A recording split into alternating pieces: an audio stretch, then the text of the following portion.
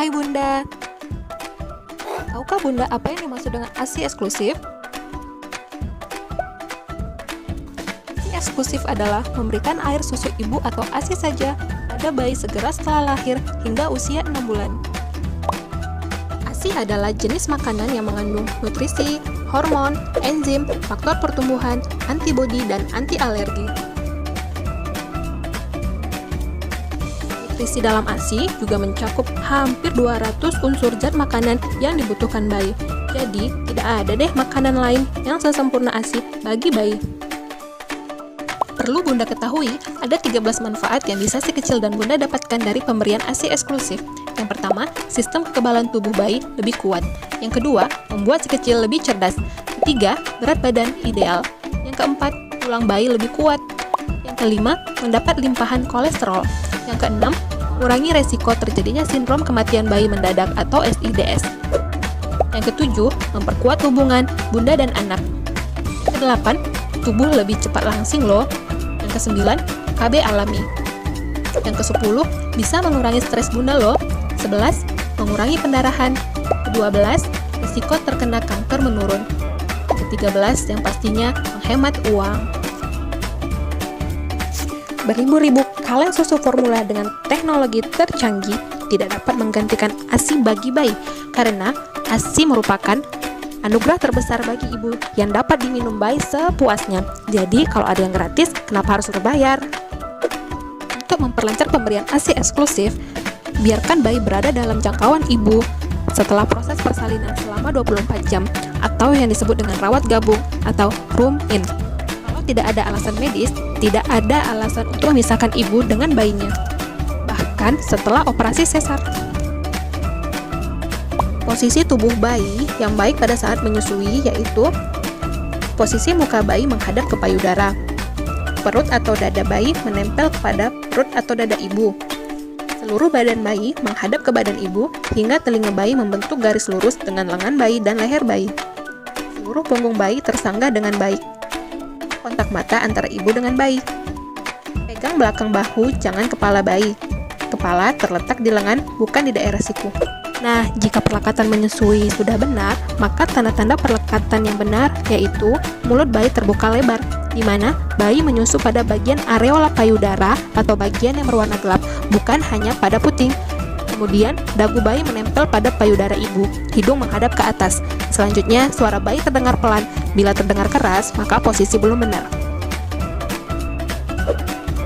Bagi bunda-bunda yang bekerja, berikut ada kiat-kiat agar tetap bisa memberikan ASI eksklusif. Yang pertama, belajar memerah ASI. Bunda dapat memerah ASI dengan tangan, pompa ASI manual atau pompa ASI elektrik. Yang kedua, program ASI eksklusif sayangnya tidak bisa dijalankan pada wanita yang sedang menjalani kemoterapi untuk kanker, menderita tuberkulosis, mengkonsumsi obat-obat tertentu, pengguna narkoba, atau penderita HIV.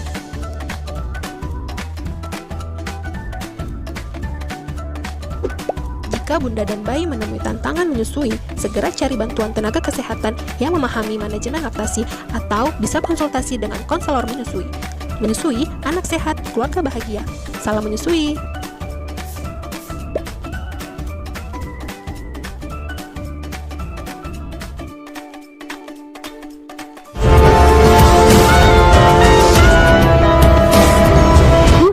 Inisiasi menyusui dini. Segera setelah lahir, si kecil seharusnya bisa segera mendapatkan inisiasi menyusui dini dari bunda. Sebagian besar bayi baru lahir bisa menyusu sendiri jika diletakkan di dada ibunya segera setelah proses melahirkan. Namun tak semuanya seperti itu. Ada juga bayi yang masih bingung bagaimana caranya menyusu. Sabar ya bun, kita coba di kesempatan berikutnya. 2. Cari posisi pelekatan yang tepat. Saat bayi menyusu, usahakan semua bagian puting dan sebagian areola benar-benar masuk ke dalam mulut bayi. Posisi pelekatan mulut bayi dengan payudara seperti ini membuat puting bunda berada dekat sekali dengan langit-langit mulut bayi yang lembut. Pada posisi ini, dagu bayi menempel pada payudara dan hidungnya akan jauh dari payudara. Jadi kepala bayi seperti mendongak. Posisi seperti ini dapat memudahkan si kecil untuk menyusu. 3. Hindari buru-buru memberikan DOT. Sulitnya menyusui secara langsung seringkali membuat bunda panik dan khawatir tidak bisa memberikan ASI untuk si kecil. Akhirnya penggunaan DOT pun segera dilakukan. Sebaiknya hindari penggunaan DOT sebelum si kecil nyaman dan sudah terbiasa menyusu dengan puting. 4. Kenali kebiasaan menyusu bayi. Perlahan-lahan Bunda akan mulai mengenali kebiasaan menyusu si kecil. Bayi yang melekat dengan baik pada payudara tidak akan menghabiskan waktu berjam-jam di payudara dalam satu sesi menyusu.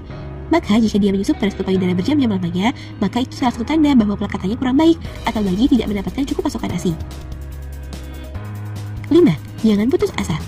Ingatlah bahwa sebesar apapun masalah yang Bunda alami selama tahap awal menyusui, jangan pernah menyerah dengan keadaan. Percayalah bahwa setiap hambatan pasti ada solusinya. Selalu diri Bunda dengan orang-orang yang selalu mendukung. Cari juga waktu untuk berkonsultasi dan sharing dengan pakar laktasi. Tetap mencoba dan semangat ya Bun. Nah itu dia cara menyusui bayi baru lahir yang baik dan benar. Semoga informasi ini bermanfaat ya parents. Sekian.